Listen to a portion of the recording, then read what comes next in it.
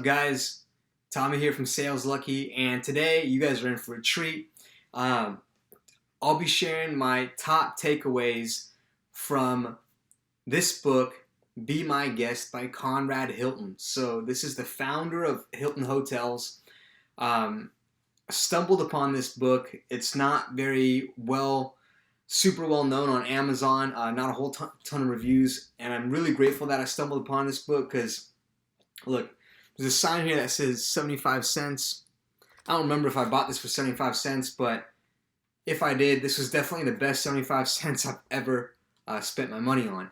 There's just a whole lot of game in this book, and I'll be sharing with you some of the main takeaways. So here they are. So one of which in this book, Mr. Hilton talks about having big dreams and patience.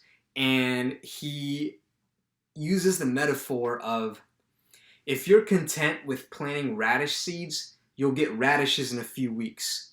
But when you start planting acorns, the full-fledged oak may take years. And I was beginning to learn what all gardeners must know: patience. So why is that significant? He was talking about the context of him dreaming to own the Waldorf Astoria in New York. As you guys know, Waldorf is like their Hilton's main flagship, super nice, luxurious hotel line, and he had a big dream of owning the main one in New York City.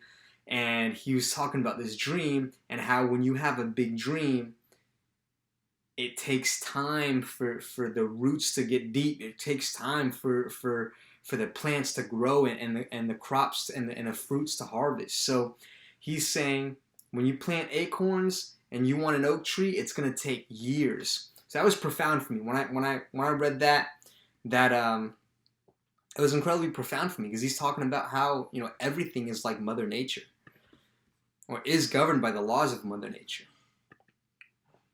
The other thing that I appreciated about him in this book was, you know, when he was talking about thinking about expanding into other countries, this is what he said: if we could take their spiritual riches, people in other countries, and blend them with ours, if we can take their cultures and ours and fashion them into one great splendid human family, if we collectively and individually will help little by little to make this dream come true, men will say with Churchill, this was their finest hour. So what is he saying? He's saying he had the vision of expanding Hilton Hotels not only in America but outside of America, and he had visions of kind of mixing and molding their cultures together, the Hilton culture, American culture, and their local cultures. And this really resonated with me because I realized this is something that I'm really about too, is just based on who I am, being, you know, Asian, you know, liking Latin culture, Latin music, hip hop music, and really being a blend of different cultures, as I'm sure you are as well. That part really resonated with me. Another piece I'll share with you here is Mr. Hilton talks about finding your unique talent. And, you know, Conrad Hilton didn't set out to be a hotel owner, actually. He set out to be a banker. And he said that, this is what he said about finding your talent: find your own particular talent. As surely as none of us was given the same thumbprint, so surely none of us will possess the same talent. This does not mean that there will not be two housewives or two carpenters or two artists or two hotelmen. We each have two thumbs, but the individual print is unique. And then he goes on to quote Emerson, who says, each man has his own vocation. The talent is the call. He inclines to do something which is easy for him and good when it is done, but which no other man can do. His ambition is exactly proportioned to his powers. The height of the pinnacle is determined by the breadth of the base. And again, this is just so profound, because what he's saying here is that you and I, everybody has a unique individual voice. We have our own unique perspectives, beliefs, who we are, and how we see the world, and that will never ever be duplicated ever again. And the way that you share something is going to be absolutely unique to yourself, outside of what everybody else in the world is going to do. You know, I'm sure you've heard this saying, you know, be yourself if everyone else is taken. It's 100% true. You have no competition when you're being yourself.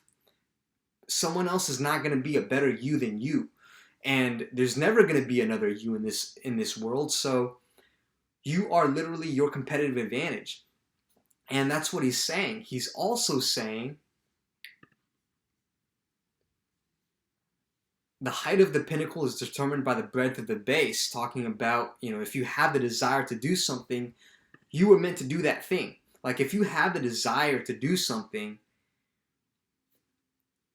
it's because you have the ability to achieve those things. And this is something that Tony Robbins says. He says that desire, the word desire, desire, from Latin literally means of the Father. Desire, of the Father. So desire, literally the word desire in Latin, it means God given from the Father, from the Father. So yeah, like that's what Hilton is saying as well. He's saying if you have the inclination to do something, then you have the ability to do that. And I think that's incredibly like relieving to understand that, because then you don't have to doubt yourself. You don't have to wonder if you can do it. You know you can do it because that desire was given by God or the universe or whatever you want to call it. Okay. And then the final piece that I'll share with you here is on finding our purpose on life. This is what he shares. He says, finding this particular talent or vocation is the first step in the art of successful living. Great frustration and the feel of failure can be present in the face of material success if we follow someone else's footsteps rather than our own. Don't worry if it takes a little time to find your own niche. It took me 32 years and I started out to be a banker. History proves that this isn't shameful. George Washington began as a surveyor. Somerset Maugham graduated in medicine before he took up the pen, and Norman Vincent Peale was a newspaperman for some years. This is no invitation to be a drifter, a professional malcontent, but every man has a right, a duty, I would say, to search humbly and prayerfully for the place he fits into the divine pattern. So he's saying there's no shame in going along your journey and you know, and just going on that journey, because that journey is different for everybody. There's no shame in finding your calling, so to speak, at a later point in time. Because some people find it early on, some people find it later on. So as long as you're searching, I think, you know, it's all good. You know what I mean? Like, and yeah. So I think that's incredibly consoling, relieving to understand and hear. So check out the book. I mean, you guys could probably get it off for a couple dollars on Amazon. Absolutely hidden gem, true gem of a book. I'm probably going to read it again here shortly, just because there's so much game in here. Anyways, hope you guys got value out of this video, and I'll talk to you guys soon, all right?